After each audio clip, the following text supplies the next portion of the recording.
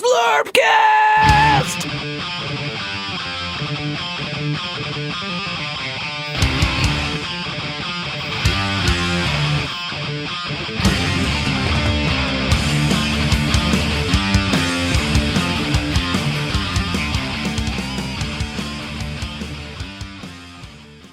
And go.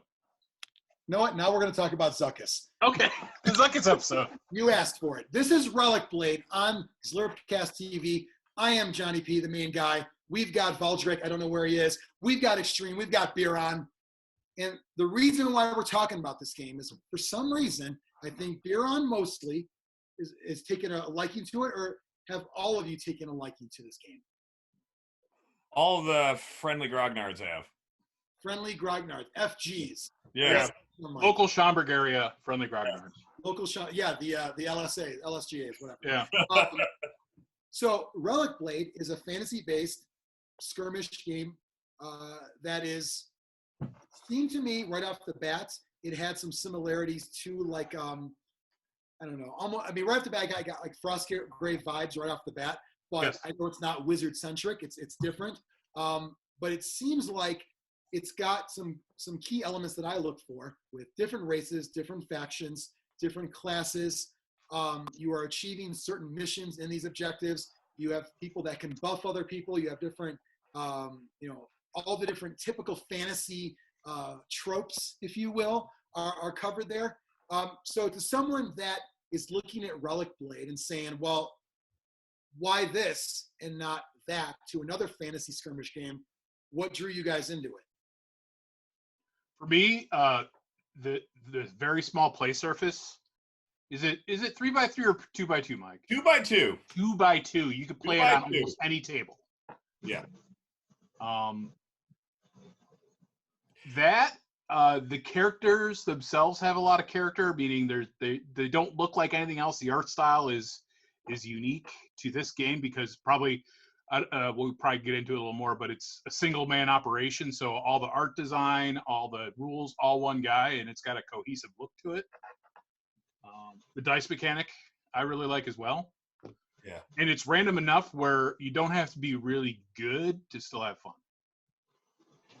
Yeah, they put a lot of effort into making everything very simple. All the stats you need are on one playing side card. It's all on a card.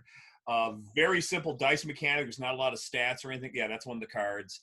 You can see this thing right here. It's you picked a weird one, but yeah, you can tell me how many actions he get, how far he moves, what his defense is, the attacks, the wounds on there, what upgrades he can have. All that's on one card. So very easy to figure out, what can do what when, and a very simple dice mechanic to work. So basically, you're rolling 2 dice.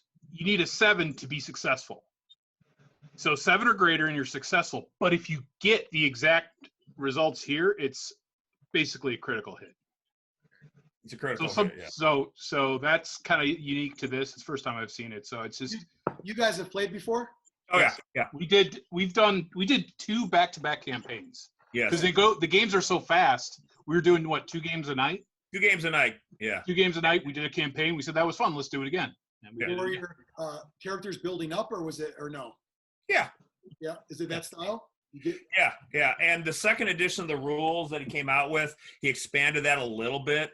So your characters do build up. You can buy buffs, you can buy other characters and other models.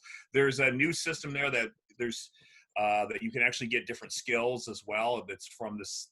It's like an experience point system. They call it Valor, but nevertheless, you build Valor and you can buy these various skills. But they're not. They help add to the character without being too overpowering. At least Biran is the master of stolen valor. Like his awards, he always wins. Yep.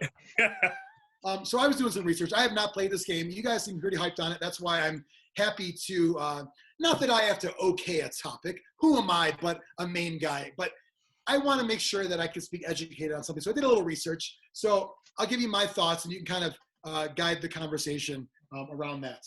I'm looking at different factions. So I like that there's the advocates and adversaries. Yep. Right? Good and bad, good and evil. Or you can be neutral. You can pick from either one, correct? Well, Nope. no, if you Oh, have to pick, you're either advocate or an adversary, but if you're whichever, good or evil. But if you pick one, you can also have the neutrals as well. Oh, I misread. Okay, I thought it was okay. Yeah, neutrals are shared. Yeah. Okay. So I'm looking at the races, and right off the bat, pigmen look awesome. They're mine. I Yep. mean, so when you're looking at a game, right, and it's a miniatures-based game, and you're trying to see, because look at Mike, look at this man of science. If I put my hand up, I can't see where the miniature is. Right, I know. Your face is half in, the model's half in. I'm gonna call it a win. We're good. Well, one thing he did, just to point out to further that, so this is the character card, which you could kind of see, and he did a really good job mimicking the art on the character itself, on the miniature. We all have to work on this showing Yeah. off. Yeah, we do. It's harder than I thought it would be. Yeah. That's about as good as I can get it. I think lighting is going to be key, like a light above you, and maybe. I want to get one of those ring lights that the cam whores use. I bet Xtreme has the best lighting to do it properly. Yeah, you do. So Biran's got a cat's ass in front of him, so. But also, so the guy I just showed, it was all contrast paint, which I love. Yeah.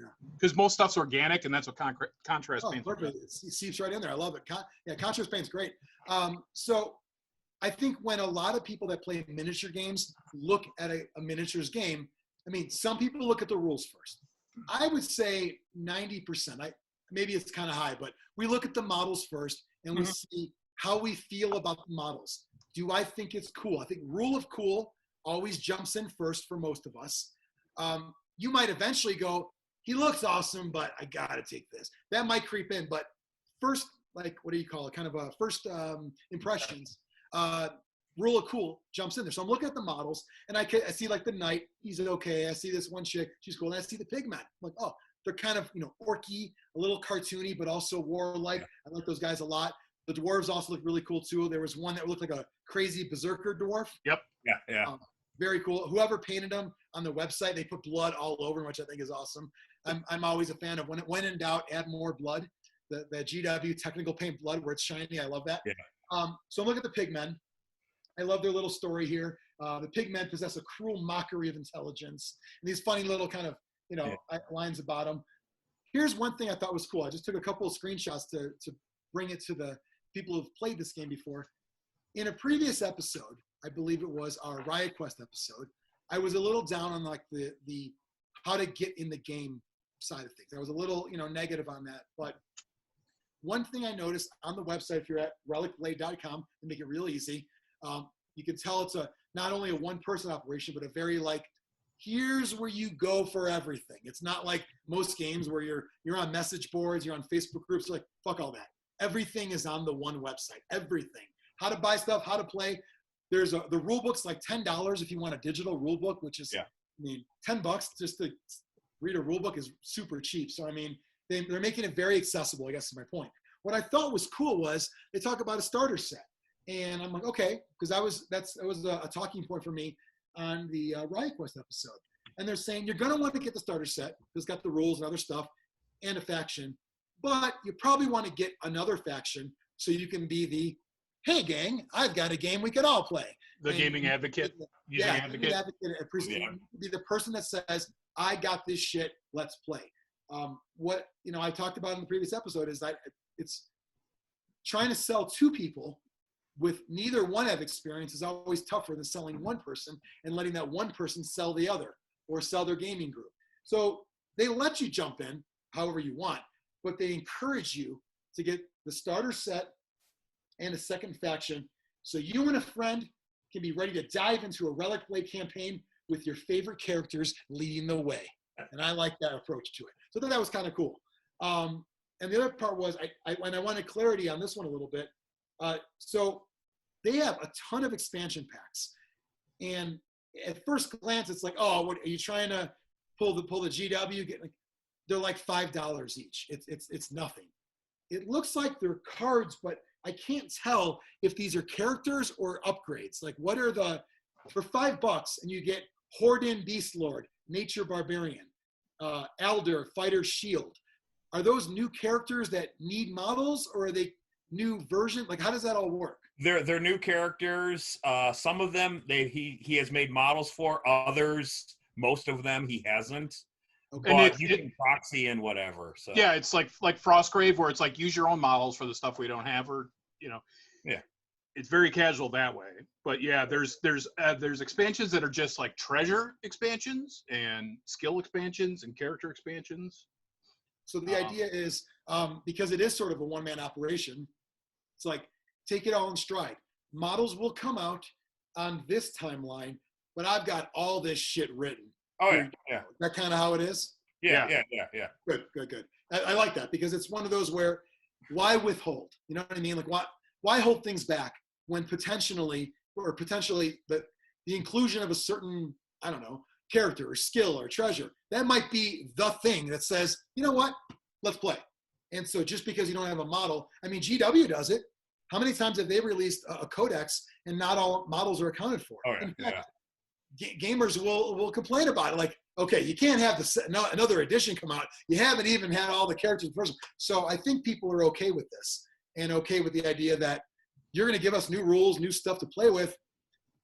We can fend for ourselves. We're big boys. We get it.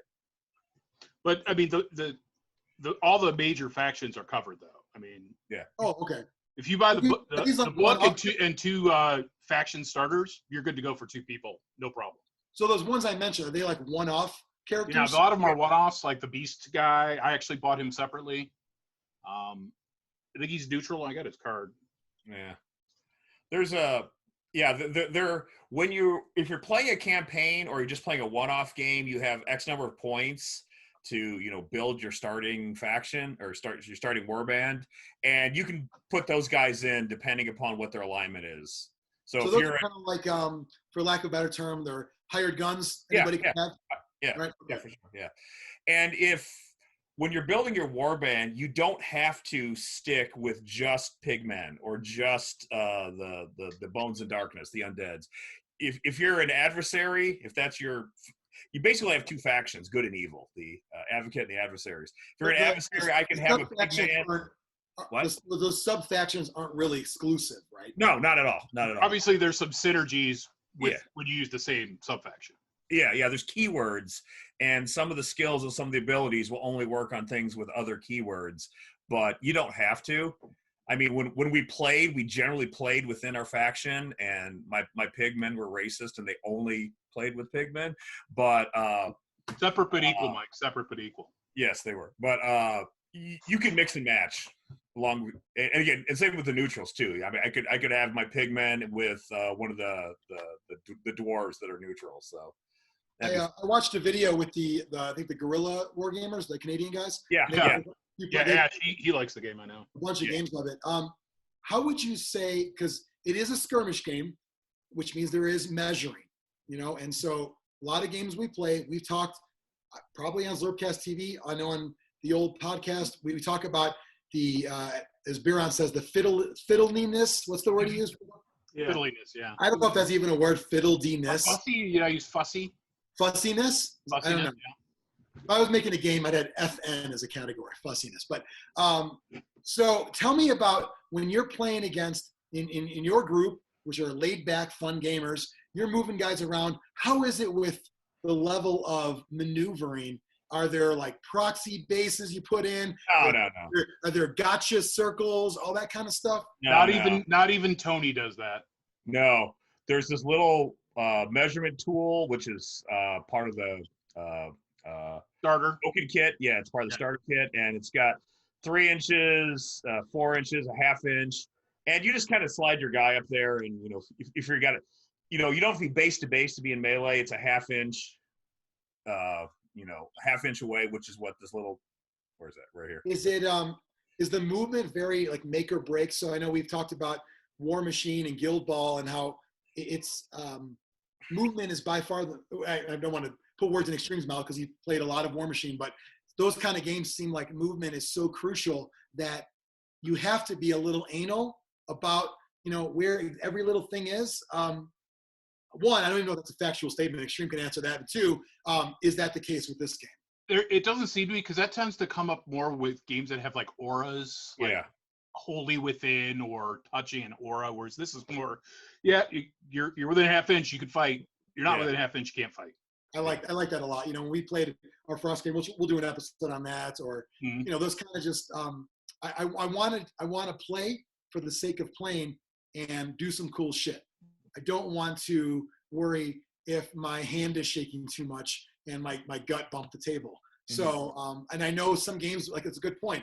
And I don't know if we ever, you know, it's probably going to come up in future episodes, the discussion of how crucial movement is from a, not a tactic standpoint, but from a actually doing it. I don't even know what to call it. Just like a, you know, yeah, you're fine. You got it, man. You're, you know, there's some steps here. Yeah, just go to the next one. You're fine. Because that's what this game is. It's about getting in combat and fighting, right?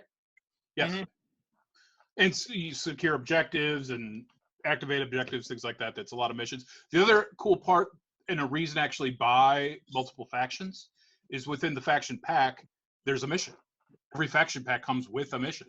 Okay. When we're doing the campaign, it's like, okay, last 2 games of campaign, alternate, do your faction's mission, do that faction's mission. So it's a lot of value add in there. Yeah, this is one of the missions. Again, it's just some simple rules. The missions aren't too complicated, but again, they add something to the game. He's got rules too for different types of environments. So you can do the environments in a desert, you can do it in a Cyclopean ruins, you can do it in a dungeon, slightly different rules, you know, different modifiers like how far you can see and things like that. It doesn't make or break the game, but it adds some flavor to it. And if you roll one you don't like, you go, well, let's forget that one. We'll do something. When you're playing an average game, it's about 4 or 5 models, like 100 points. Is that it? Yeah. It's at 100. I can't remember. Yeah, it depends on what faction you're playing. About 5 or 6. A couple of the newer ones, the little glibberings, the little fish dudes, they're cheaper, so you can get more of those. But for the most part, it's about 5 or 6 models total. On the topic of the different factions and strengths and weaknesses, a lot of games have cheap, you know, what do they call them in chaff units? Chaff, yeah. Is this one of those where, you know what? I'll show up to a game. I got 20 tiny fishmen. Good luck. I'm not going to have fun, but I'm going to win. Yeah, no. Yeah. Every even the lowest point guy has a use, and they're more individuals than just minions. Yeah. Okay. It's not like Frostgrave where you have the wizard's your only real character and everyone else is just minions. These are all characters.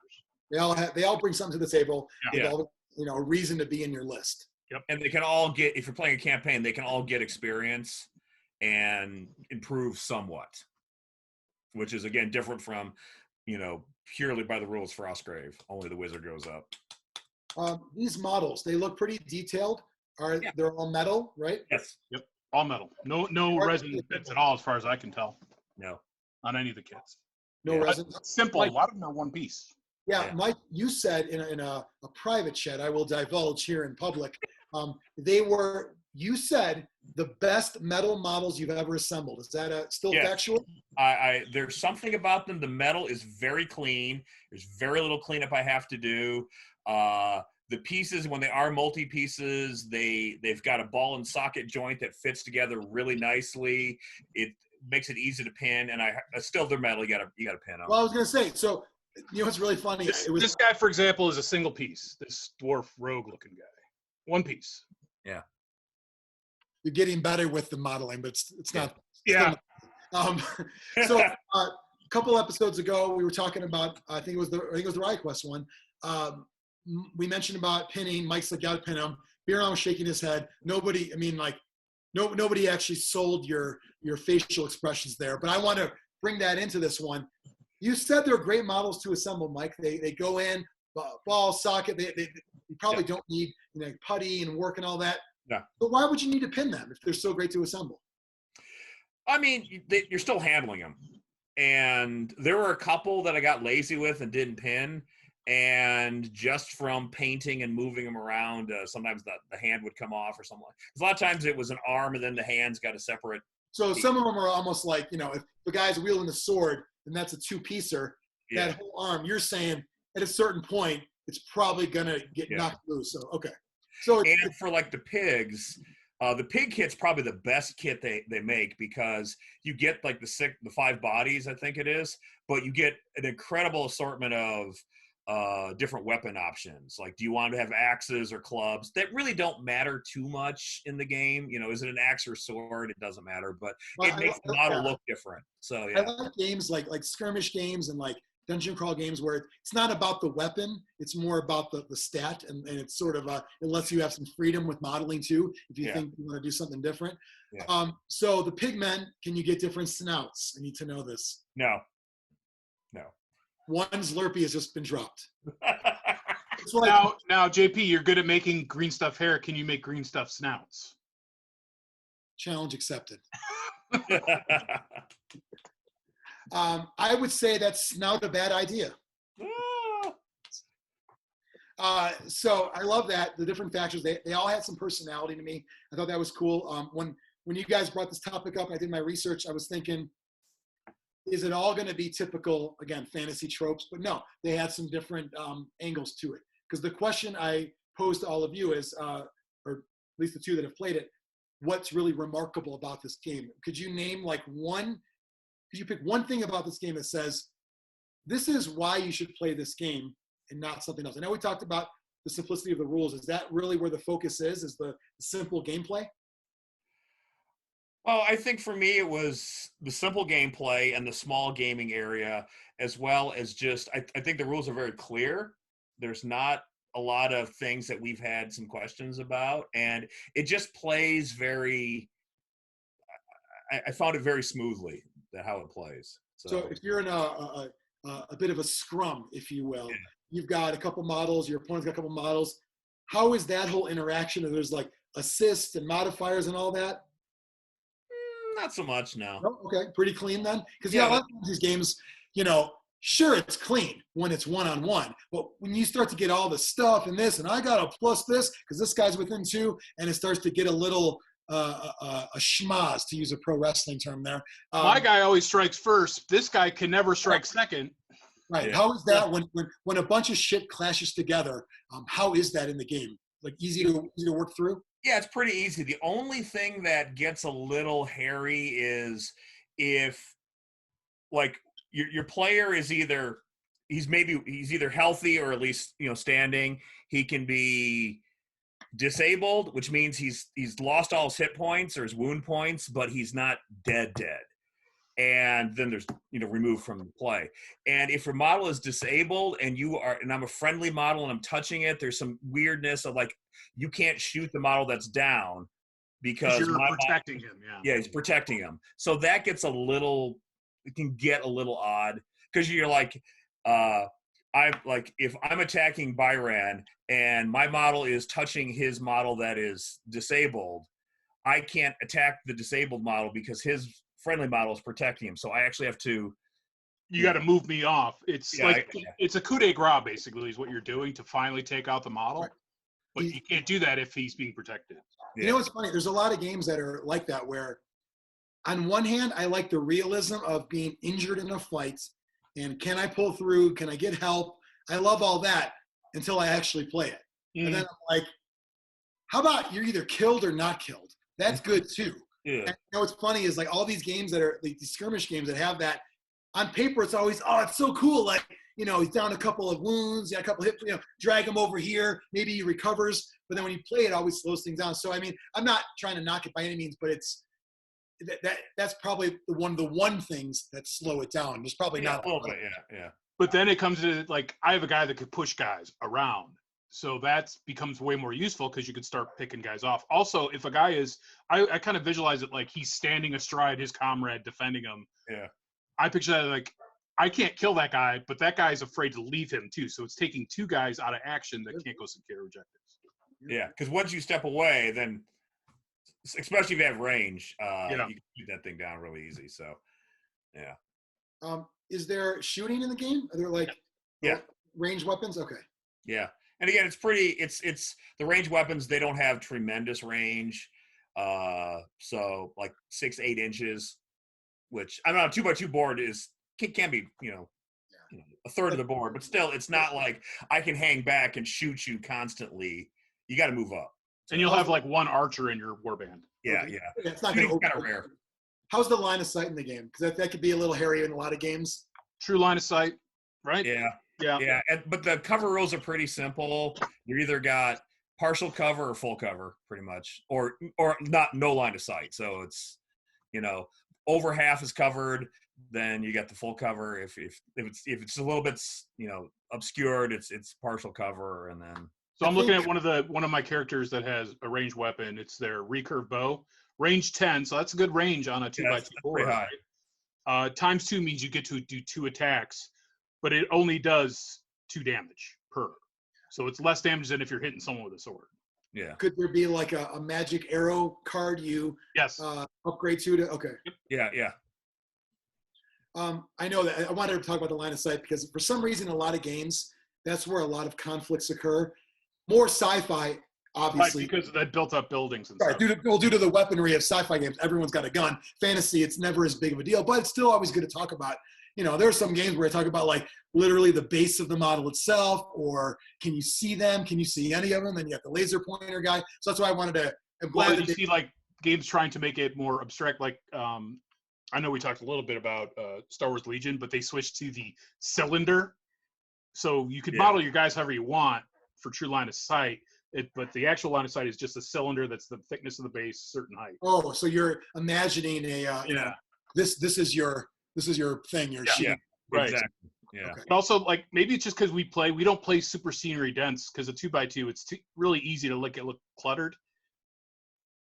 Do you guys play like multiple levels and runes and stuff, or no? We haven't been. Yeah. Okay. Is it not made for that? No, it is actually, but it's because there's all kinds of rules for jumping and climbing and all that. It's just a little bit more lazy. Plus, our friend Hoagie has a pre-made board, and it's pretty. Yeah. It's like a pasture with a bridge on it, and it looks really cool. So we like. What's this? Hoagie. I don't know him. Is he a new recruit? Yeah. Yeah, he's British. Yeah, he's British, so he's good. Did he replace me in the group? I think you would approve him. Oh yeah. Oh He yeah. likes heavy metal. Oh, I love that. He's already in. He's already better than all of you guys. He loves anime though too. So that's okay, he's worse than I. We're gonna go right back.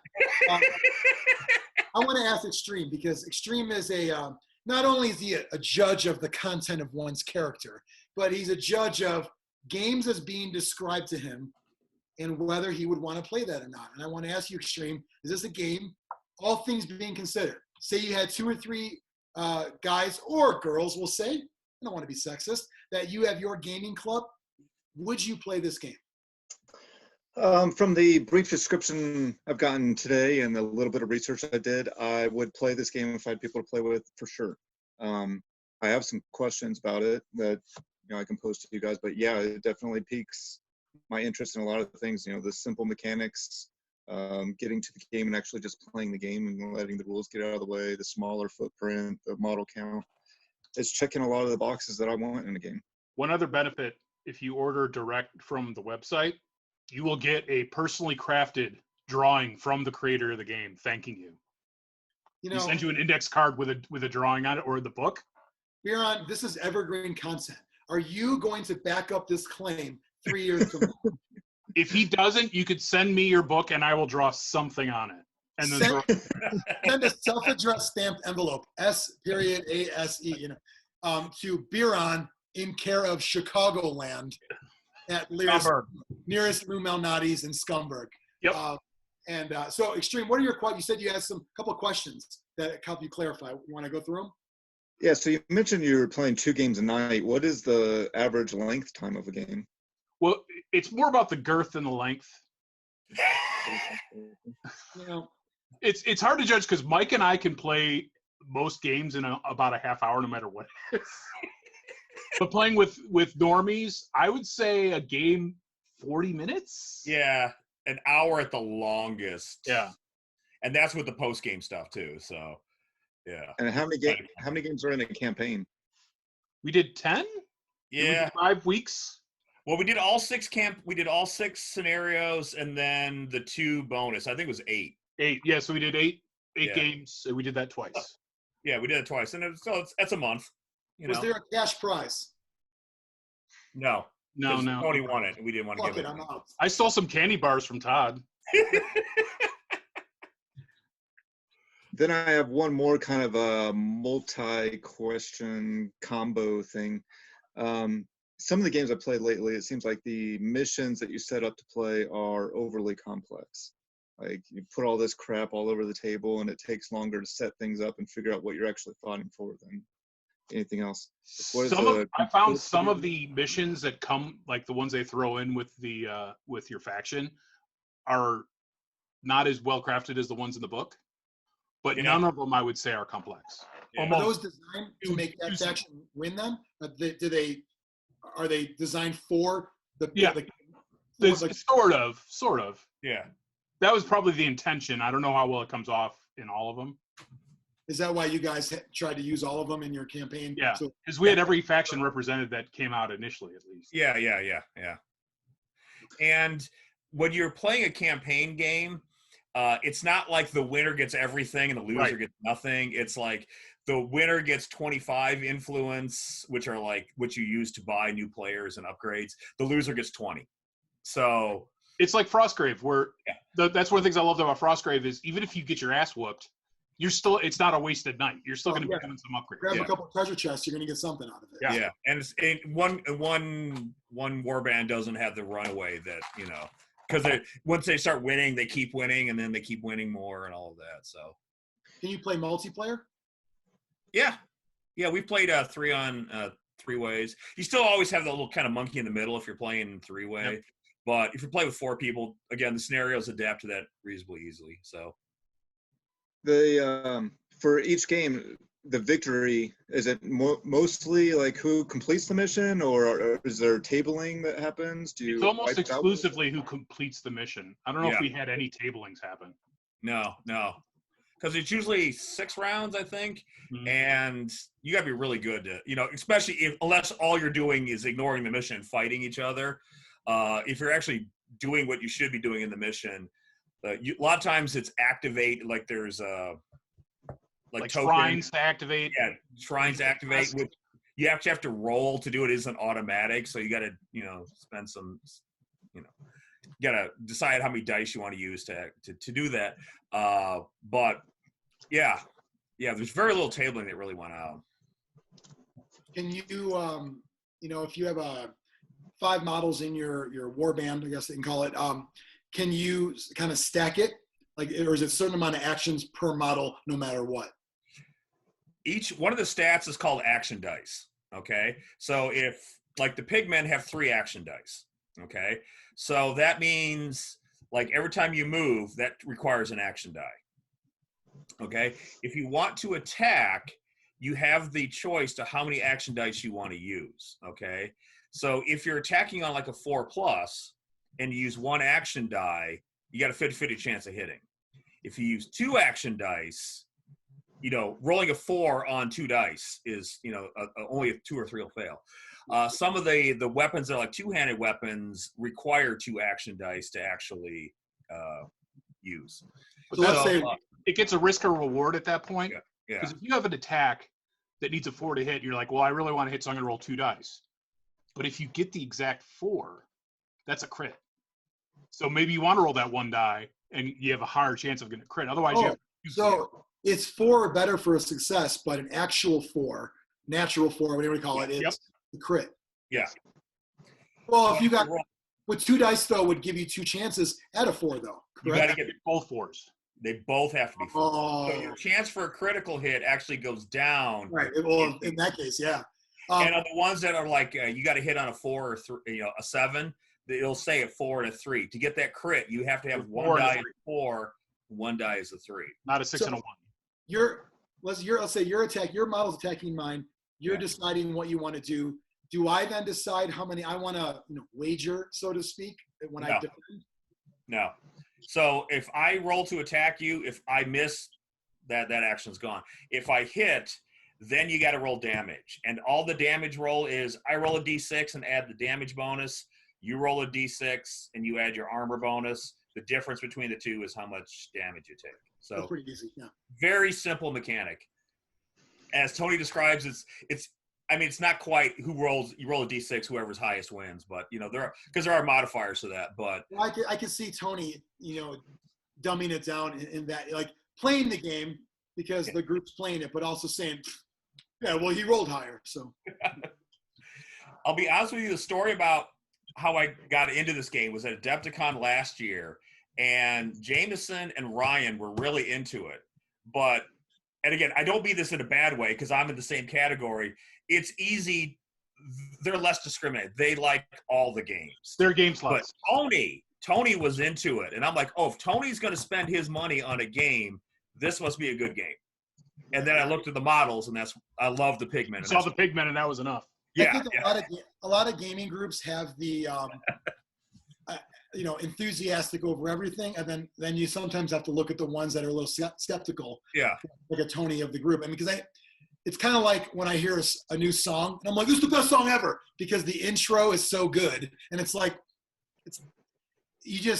some people like the new and shiny, and sometimes I fall for it too.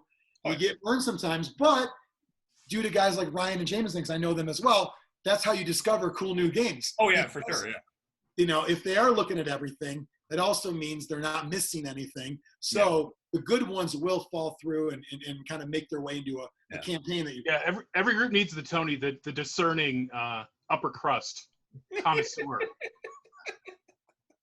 He's our sommelier. Yes. So I think that, I mean, obviously it was not a gameplay video. It's not the intention of this, but it's a half discussion, half review, like what all of our game-related episodes will be. Is this something that now that you guys have played a campaign, what the likelihood that's going to be bumped up on the priority level or sit on the shelf for a year? What's the thoughts? If everything was open right now, I think we're ripe for another campaign of this because this edition just came out. So yeah, for sure. Well, it's not, because a lot of games are, this tends to happen in a campaign. Some people that aren't doing so well might look. It's almost like if your team is not, it's like, well, wait till baseball season. If it's, some people are looking to the next thing. You're saying that for the most part, the people who played this game, as opposed to saying, cool, we did that one, now let's play this. You think it's that good where let's do another campaign. Oh, We did back-to-back campaigns, which was unheard of for us, because this is not a big, deep, complex game. But we did 2 back-to-back because the games were so fast, and we were doing 2 a night.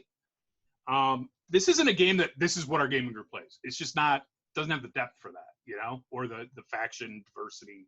Well, I don't mean it like that. I just mean, so your gaming group, and I speak to this because I, was a part of it and saw that every 2 months is probably someone considers new games. Yep.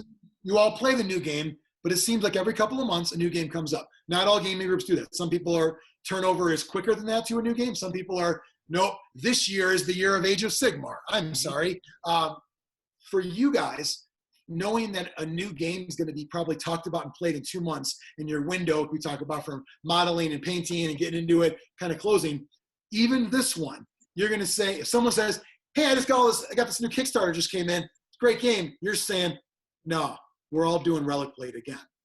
That's that good. Because we could do a full campaign in 1 month, yes. Yeah, definitely. Okay. It's a good in-betweener between bigger games, I think. Okay. Yeah.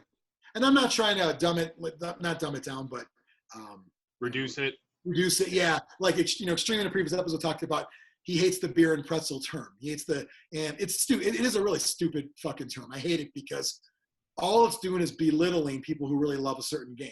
Mm-hmm. And also, who says more complex games are better? Where did that ever come from? That the more rules in a game, the better it is. So you're saying beer and pretzels as an insult? It's weird to me. This is such a game where even in a campaign setting, you're done relatively quick. I mean, you could play it longer, right? Oh yeah. Or did you guys max out your characters essentially? I think 8 games is a good length for this. Yeah, because that way you don't have so many cards and upgrades and whatnot to forget about things and whatnot. It's still 8 games. The people get buffed and you feel like they're developing or getting injured because there's injuries too, but not enough to make it where it's like, oh, I should have done this. I forgot I had this rule and this rule and all that. So did anyone die in the campaign? Yeah. And they're dead? Yeah, dead. There is dead. It's not. It's like a you got a 1 in 6 and then a 1 in 6. So one Yeah, every. you're like It's one. possible. Yeah, All right. but yeah, Okay. unless it's your leader or someone that's really been buffed up. And you don't have the renown to hire someone close enough to it. Yeah. So, I mean, if one of just the basic pigmen died, I'd be like, Yeah, because I had that. I had that happen a couple times. Yeah. But that's weird that you say that, because first you said, and I don't want, I'm paraphrasing, that the pigmen were the master race. I believe you alluded to that. And now you're saying it's insignificant if someone dies. I'm just saying, your words. It wasn't. It didn't cripple the warband. Let's put it that way, because you have this. One of the experience things you can earn are this thing called influence, and you can use that to buy new models or upgrades. And you can also bank it, because there's a mechanism that you can use spare influence as a dice mod, as like a bonus thing, or what's the 40K term? The command point. Command rerolls. Yeah, command reroll, stuff like that. You can spend your influence because to get that reroll, and so a lot of games have that now. It was like, what was it, Wild West Exodus? You can spend those games. I like games where if I feel I need a little extra oomph, I can spend it, but I'm gambling. I really like that mechanic in any game, because otherwise it's black and white. I have to do what I'm supposed to do and play a certain way. But when you know that you and I could have the same exact faction, same models, but because of how important you thought certain actions or objectives were, we're playing differently. So I do like that. Yeah. Are there, what was the other? I had one more question. That'll come back to me. Xtreme, was there any ones you had about this one? No, I think I wish I had people to play with, because I'm pretty excited about it. It seems like a cool game. As far as fantasy skirmish goes, it's my current favorite fantasy skirmish. So I'd agree with that. Yeah. So in a game like this, are you guys done getting stuff, or is this something you want to get more factions? I want to get some of the new stuff. The fishmen look cool. Oh yeah, they're really cool. They're one-piece models, but they're little tiny fishmen with big googly eyes. So you can, if you like chibi painting, you can do a lot of work with just the eyes and whatnot. So I think I have almost every model that he makes. Yeah, it's not hard. It's not out a huge line or anything. No. Well, and with all those cards, you probably want new war gear all the time, right? Yeah, I mean, he doesn't come out with it a lot, so it's How did that work actually, I do remember my other question. I'll get to that, but in the campaign, so I mean, is it because Biran is not a hobo? He's the opposite of a hobo. He bought every card in the game, whereas let's just say Mike came in, kind of being a cheap ass about it. Are you at a loss because you can only add 2 things, whereas he's got this entire armory to choose from? No. Well, you can't just, in the campaign, you can't just buy upgrades. You actually have to buy a craftsman. Like there's tailors, or there's apothecaries that make potions, and there's blacksmiths and smiths and whatever. So you can't just buy the super magic weapon. You actually have to buy the craftsman and skill him up to get that. So there's a built-in mechanism so you don't get that overpowering thing really quick. I assume all members of the war band have a model represented. I better see a blacksmith out there. There is the yak, the transport yak model that I do. Yeah, well, obviously, and if possible, could you make the yak like where you could ride, like actually, Well, somehow one of the first scenarios is protecting the yak and getting it to come to your side. Tug of war with the yak. Yeah. If this is the first game where there's yaks, I'm already sold. Yeah. So and ibexes. There's yaks and ibexes. Wow, nice. Yeah. They're gnome breeding ibexes. Yep. Is that the plural? Ibexes? Sure. Ibexes. I mean. Yeah, there's a gnome riding it, throwing potion grenades around. I assume Mike would know. Someone told me he knew biology, and I thought that somehow. That's a lie. I hear he's stoned all the time. Yeah, I just light up and clap. That's all I do. What phylum do ibex belong to? Chordata. Well played. Yeah. We're all in that one too, right? What? Are we all in that? Is that forever? chordata? No, that's just for the chordates. Oh, like all the vertebrates are in there. But Hey, no spoilers. I haven't got to the end of the book yet. I remember my question earlier. So you guys are playing the campaign. You've played 10 games throughout the campaign. How is the level of fairness, if that's the right term, as you get further on and one warband has not been pulling their weights? How is it at end game, the discrepancy with warbands? I didn't think it was that bad because No. I think I was towards the bottom of the campaign, both of them, and I still had a fighting chance in every single one. Is it valor? Is that your your level? Like what? How does that? No, it was. I think it was influence. Influence. You gain Yeah. influence and gold, and you need both. Yeah, and second edition has valor, which is how you buy skills. So, but yeah, gold is pretty rare, and you need that to buy the potions or the upgrades, as well as valor. But the influence, I think, was the total. So there wasn't like that level of after 10 games. Yeah. You get all the treasure. I don't get shit. It's still pretty fair every game across the board, right? Yeah. I mean, Tony won the first one pretty handily, but he also wins every league you do. Did he win the second one too? I think so. I think so. But probably You're playing those filthy lizard men. They're OP. So this isn't a game where if you played a second campaign, you'd have to start over. There's no. You've kind of maxed out. Would you say or no? I think after 8, I probably would want to start over because we started over just so I could play something else because I played the Undead in the second one. So that's because you want to try it, but is that because at a certain point you don't want one model? Like I got 10 different weapons and 12 whatever. I mean, at a certain point it gets ridiculous, right? Yeah, and that's with any campaign game like that. So, but I thought 10 games was definitely enough to have that feeling of building up without being too crazy. Well, I know that Biran likes it. I know that Mike likes it. By the way, Mike also said, "Hey, let's get the guy in for an interview." I was like, "No, this is our shit." However, the fact that he actually said that, how often does someone say, "I like a game so much, let's try, even if it doesn't work out, let's try to talk to the guy that made it." That speaks a lot when you said that because it means that that's how much you kind of enjoy the entire game. Xtreme, you would play this one at this point? Yeah, I think so, definitely. So I think it sounds pretty cool too. I've never played. I don't know if I'll ever play. Maybe. It is. It's not a game. I don't think. Maybe I'm wrong. That you readily see at game stores. Am I wrong? No, not at all. No. So which is unfortunate, but I know. Yeah, I think it's too big. Excuse me. It's too small to get into most gaming stores. This is definitely. Yeah, it's all order direct, isn't like Miniature Market doesn't stock it or anyone like that. I don't know. No. It's all order direct from him. Yeah. Well, when did the game come out? Is it new? No, a couple years ago. He had a first Kickstarter in 2018, I think. Did he do a second one?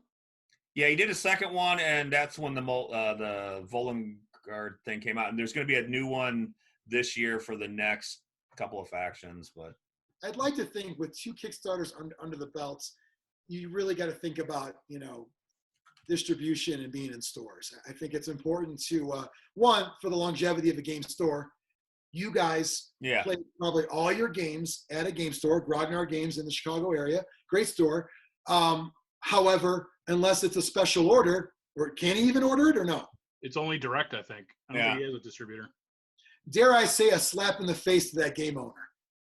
Yeah. We're gonna play this game here, but you can't sell it. But he strikes me as the artist type, not the business type. The guy? Yeah. Okay. John. Well, yeah. I think about that because somebody watching this, not everybody has a gaming group. What I found a lot is people have acquaintances they play games with. Sometimes they play more games with certain people. Sometimes they only play certain games with certain people. So this is the type of game that, and I'm trying to kind of in a way sum it up. We talked about a lot of positives about the game. We all think it sounds really cool. You guys have played, say it's really cool. But from how do I get into it? Where do I find opponents? The biggest downside probably would be a tough sell, a hard sell, because you got to show somebody it's cool. Yep. Whereas, cool story, bro. There is a new ogres out, new ogroids out for Warhammer. I'm going to go check it out. So without it being in stores, you lose demos. You lose store being personally connected to it. Like, you know how it always goes, a store owner, they tend to carry more games that they like, because store owners are also gamers. So I like this game. Only his favorite game is Magic, of course, with King's War being a distant second. Well, you know, Todd will order Dust and no one else will, because he likes the game. Yep. And think about it. If your game shop owner is your gateway drug pusher of sorts, then fuck yeah, you're gonna follow him to whatever game he says. Downside of this one so far, it won't have that, right? No, I agree. Yeah, it is sort of like it is the total hipster game. It's like, we play a game you can't even get in stores. Right. Yeah. Yeah, It's a boutique game. You've probably never heard of it. yeah. Can I get involved? No. No.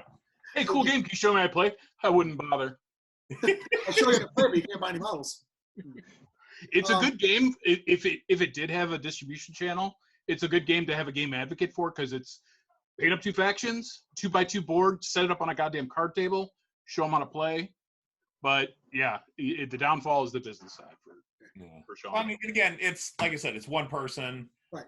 He's probably got a day job too, so you know, I have no idea, but you know, he's doing this out of his garage. And I'm not trying. I'm just trying to look at all angles. You know what I mean?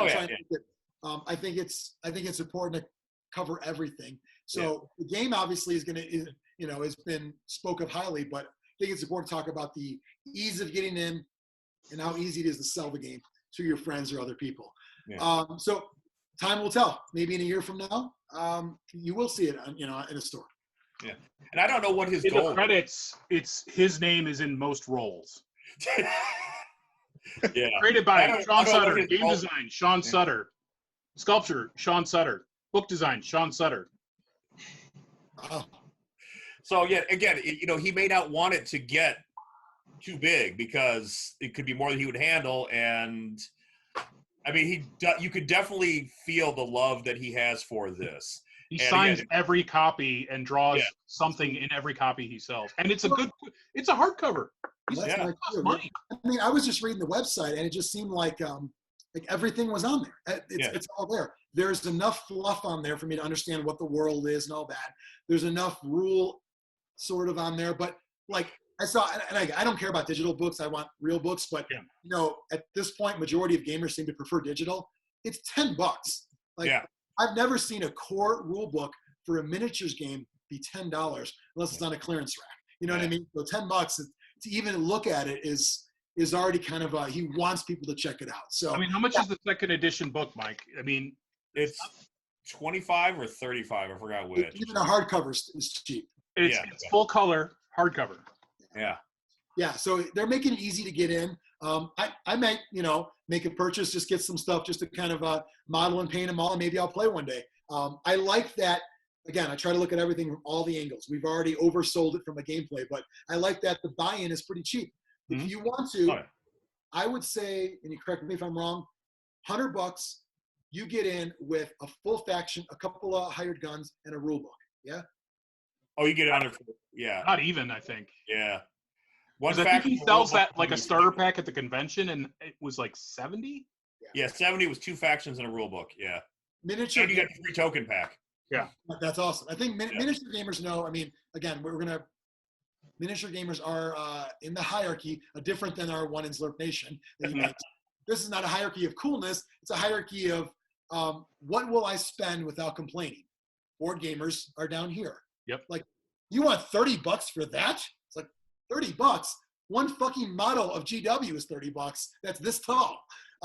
So the fact that this is a super low buy-in for a miniature game is great. Mike, also by you describing the metal, it made me feel a little bit better. I'm not too big on metal models. Talked about it before. You've sold me enough in that because you said modeling was much better on it, I would give it a try. And so I think that they're doing everything they can, especially being a one-man operation. So I think it's time to go to Zlurpee ratings, unless you guys have anything else.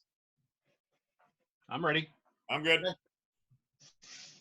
Let's go to the two people who have played the game before, played a campaign, because their votes, not every vote matters, just like in real life.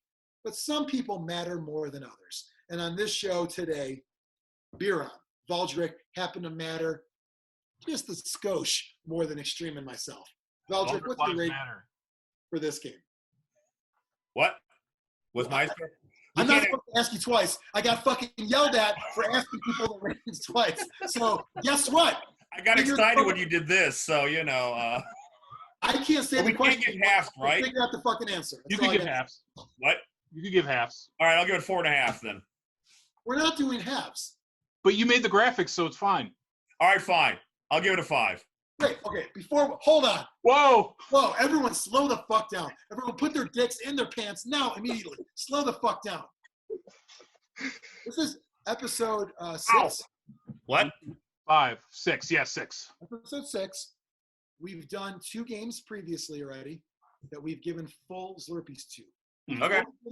Get into this one because you're putting the system on trial right now, Biran. By you saying half Zlurpees, I hope it stops at half. Next thing you know, we're going to cut the half in half. We don't want that. Half Zlurpees are okay. Because you did the work on the graphics. Okay. But he did that for the average for the total of the 4. Right, but I use the same graphics. Yeah, but I did it for that purpose. Do we need to reevaluate previous rankings?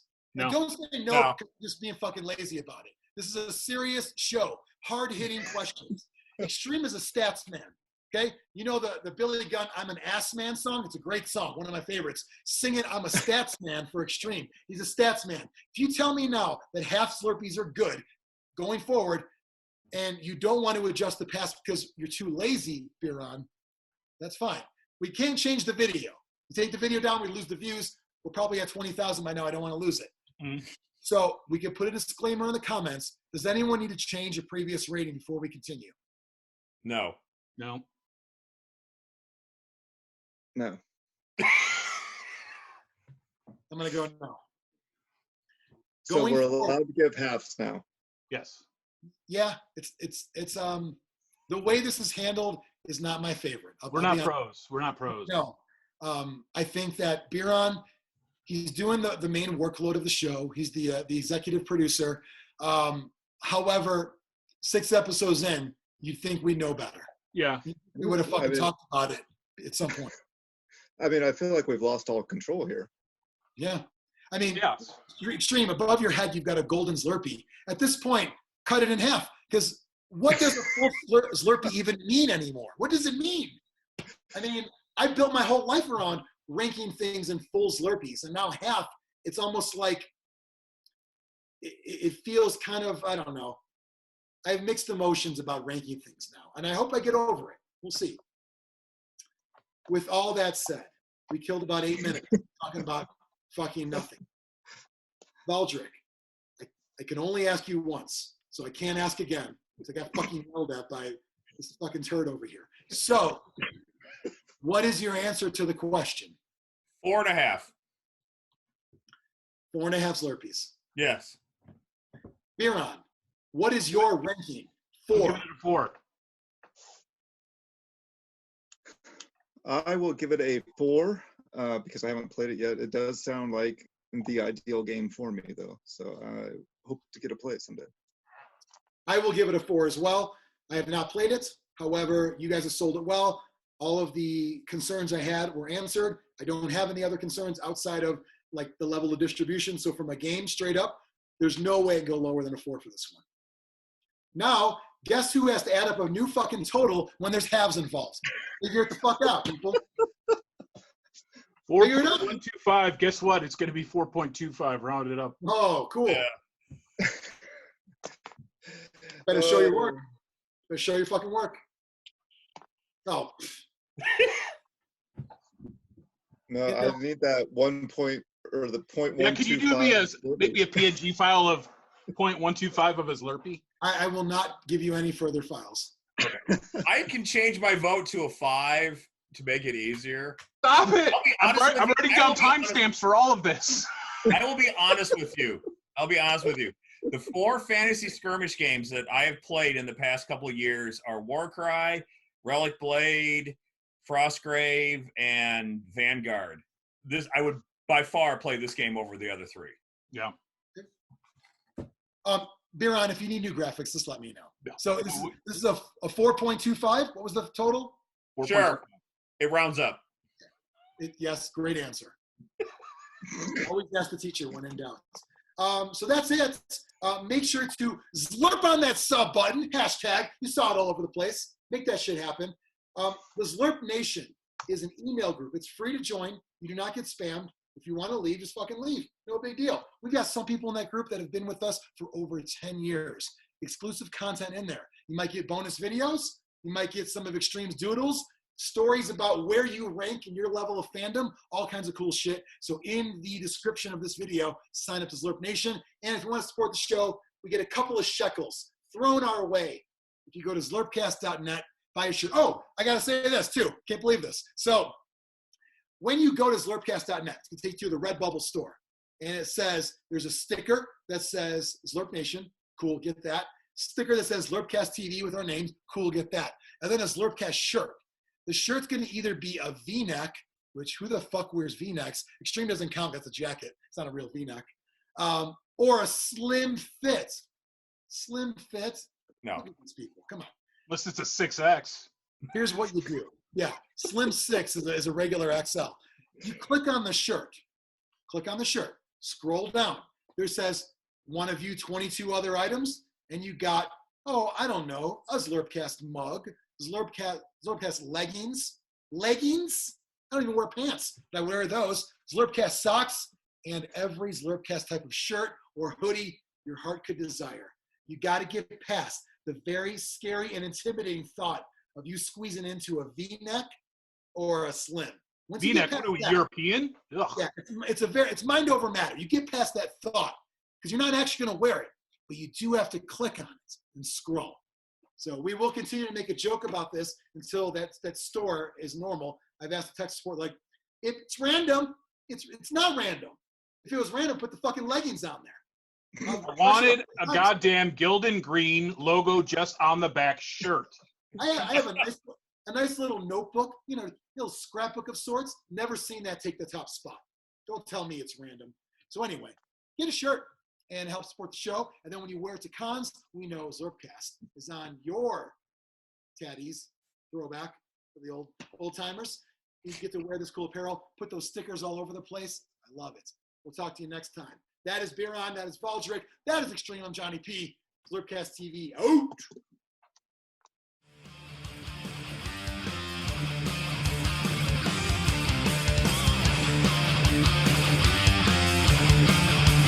Zlurpcast!